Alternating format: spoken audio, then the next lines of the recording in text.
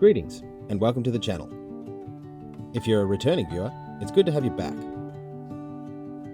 We're documenting life on our 50 acres of mixed farmland and bush here in Victoria, Australia. Join myself, my partner, our dog, 3 cats, 2 horses and a handful of chickens as we slowly transform our old farmhouse and overgrown property into a sustainable, productive homestead, one project at a time. In this video, we'll give you a tour of the property, a breakdown of our plans, things we've discovered since living here, the good, the bad, and the bloody confusing, plus some downright head scratches. If you have any recommendations, feel free to comment below. And if you enjoyed the video, please like and subscribe. Enjoy the video.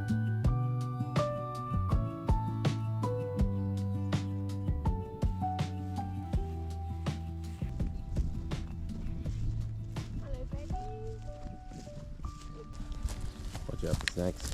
Yeah.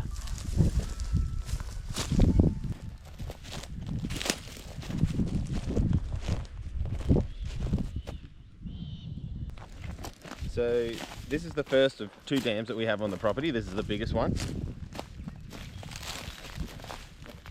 As you can see, it is really low at the moment. When we moved in, it was probably, I don't know, up to here, about 7 months ago. The area has been in 2 years of drought.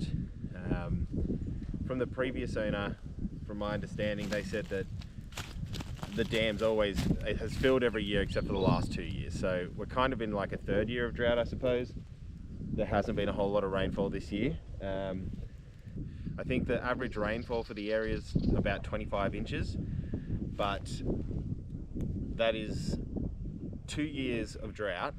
And in 2022, in October, basically 23, they had a huge flood in the area and everything flooded. And we're also on a floodplain. So we do also have 2 seasonal creeks, and our neighbor who's lived here his whole life, and his family before him have lived here his whole life, he said there's only been a few years where the creek hasn't ran. So it hasn't ran this year, but we've got one at the back of the property and one at the front. And basically water is the most critical thing for us here on this property with what we want to do. What was that? Fish maybe? Turtle? Don't know. Didn't see. There are turtles in here and there are yabbies, because I've caught a turtle in the yabby net. You never know, there might be a carp living in there. But yeah, water is obviously the most critical thing that we need to figure out on the property. It's incredibly dry. So what we'll do is we'll go check out the biggest creek and we'll just have a quick look down there. Bye boys.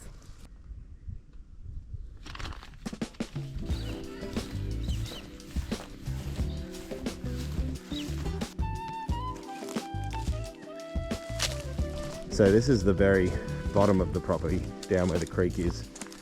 Fences aren't terrible, they're not great, but they're standing. All the perimeter fencing's fine. Some spots need fixing. We fixed quite a bit, but there's a lot of interior fencing that's completely shredded. And this is the bottom creek.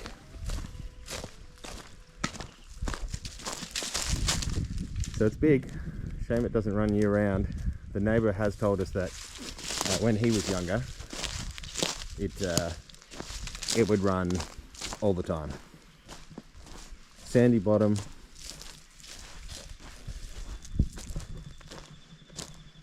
It's deep. 5'11". Yeah, 5'11".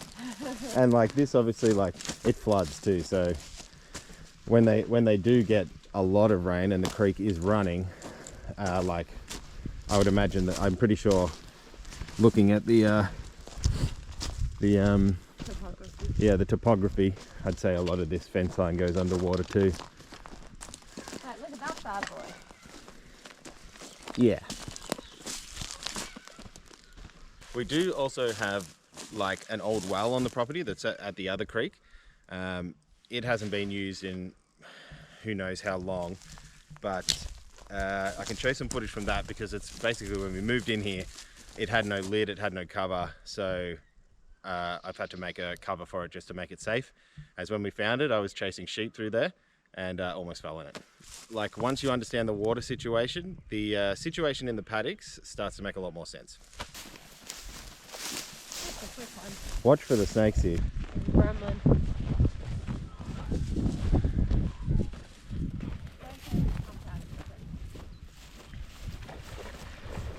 And this is the second dam. So this one's obviously a lot smaller.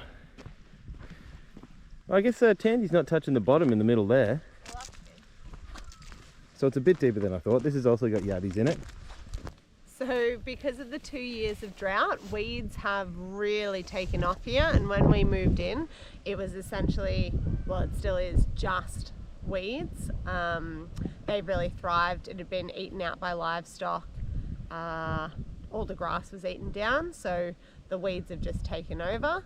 And the soil here is really high acidity, so it's low pH, really low calcium, low trace minerals. So we've got a plan from an agronomist to improve the soil, eradicate the weeds, plant the pasture that we need for what we're doing here, and get everything to really take off and have the nutritional value that it needs, particularly for horses that have a bit of a finicky digestive system and are quite sensitive to those things.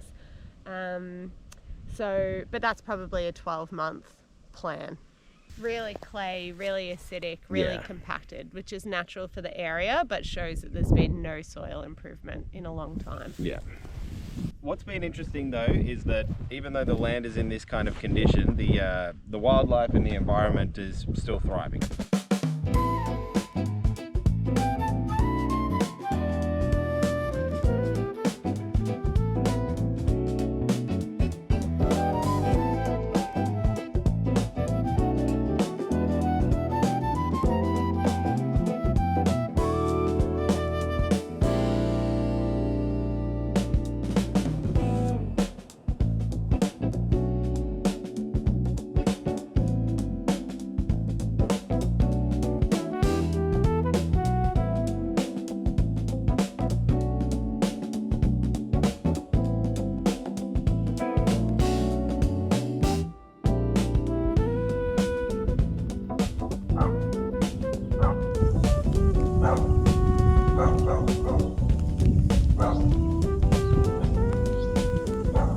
This bozo. It's not real.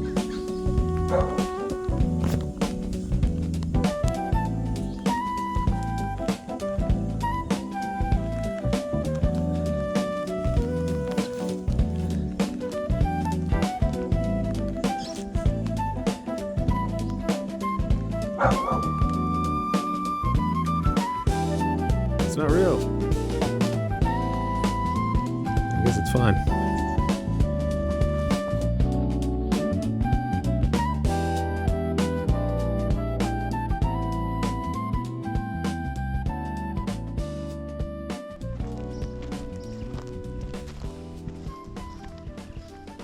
The property also did come with stacks of horse infrastructure. The previous 3 owners, probably over the last 20 years, you reckon? Yeah. 2 of them were horse breeders. There's just a stack of small little paddocks.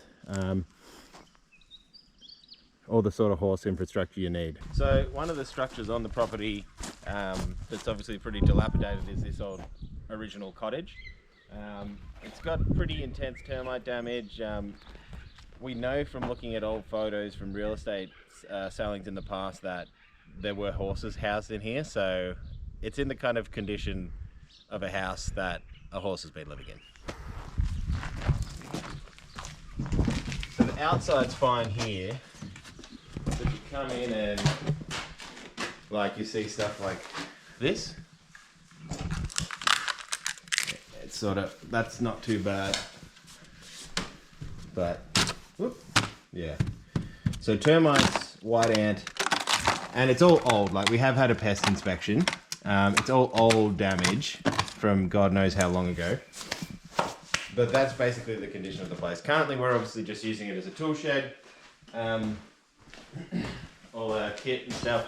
At some point, a previous owner has put on an actual steel shed on the back, which is quite good. So this is what Sarah uses as a tack room for the horses. Eventually we'll have this all sort of set up a bit differently. It's A lot of storage, you know, it's a shed. We do have a disco ball, which is fun.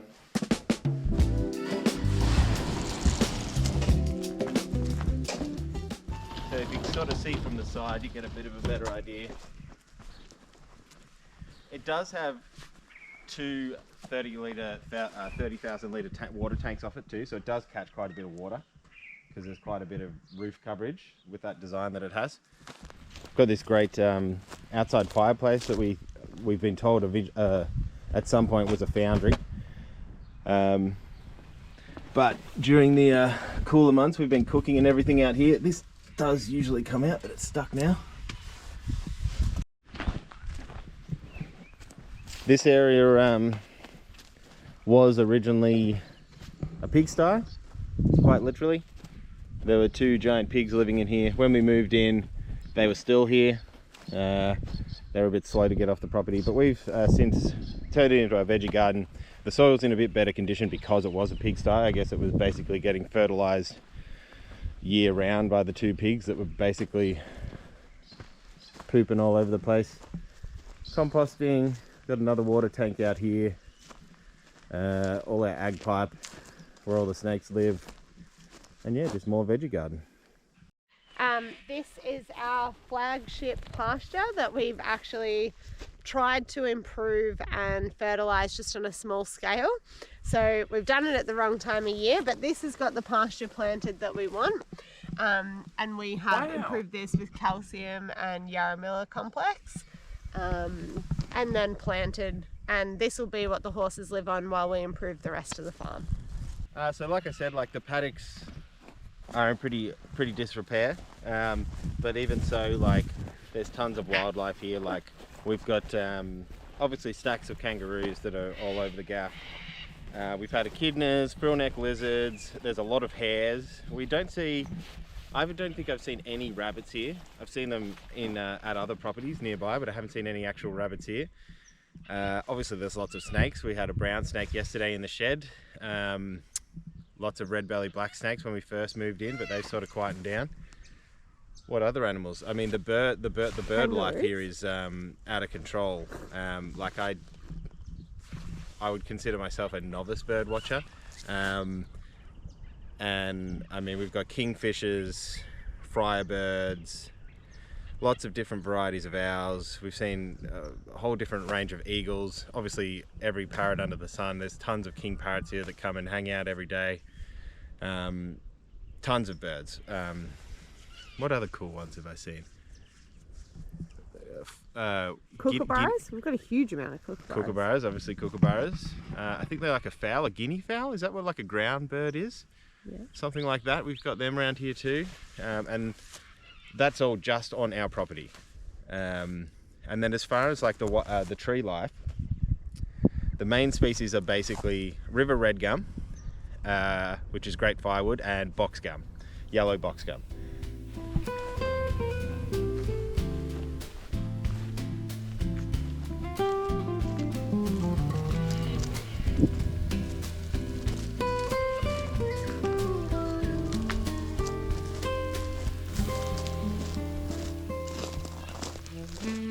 You want to go out there?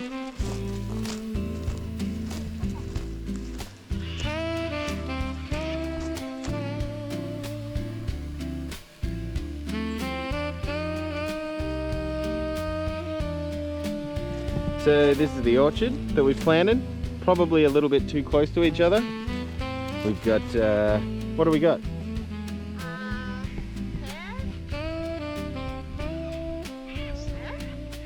Looks like nectarine. I think that's apple. We got plums, we got mandarins, we got Japanese mandarin, apple, lemon, and a chicken coop.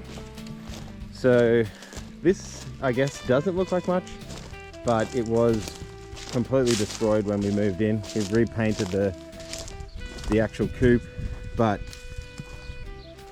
it was completely trashed. We've got 4 chickens at the moment. We did have another one, but he's no longer with us, or she's no longer with us. And we've got 2 broody chickens at the moment.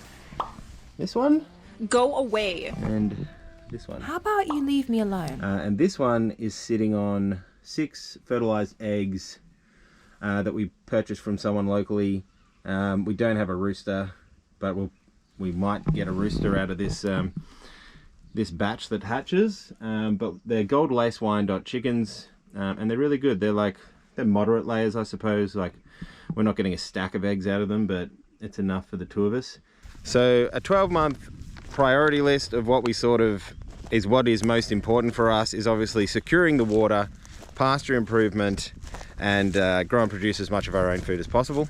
So something like this, it's going to take a long time. Like, we've been here 7 months as it is, and it does feel like you're barely scratching the surface a lot of the time. So, I mean, we've realistically given ourselves a 5 to 10 year time frame because we're happy to be here for that period of time. But realistically, big improvements are going to take years, not weeks. So the progress will be slow, but it will also be realistic. So you get to, we'll show how things are actually done, and how we're sort of figuring it out as we go. The house is in, relative good nick. There's a few, maybe 1 or 2 that we can see stumps that have a bit of an issue, but nothing major. The plumbing is a shambles, but otherwise, we've been here for 7 months now. So the first thing we did was tidy up the house. So if you were to see that, you would just be like, oh yeah, it looks like a house. So basically, we're completely moved in. The place has been cleaned. We have to scrub it head to tail. We've painted the majority of the exterior of the house too, because it was in pretty bad nick. But otherwise, the house is pretty good. Like, there's lots of things, like we have a few bad stumps. We have decking that's completely shredded. At some point we'll have to redo the roof as it's quite old and rusted.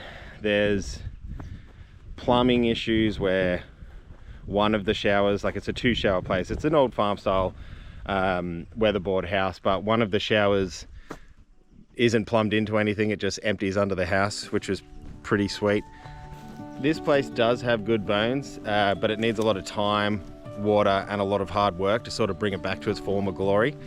If you want to follow along as we slowly rebuild the place bit by bit, we'd love to have you along for the journey.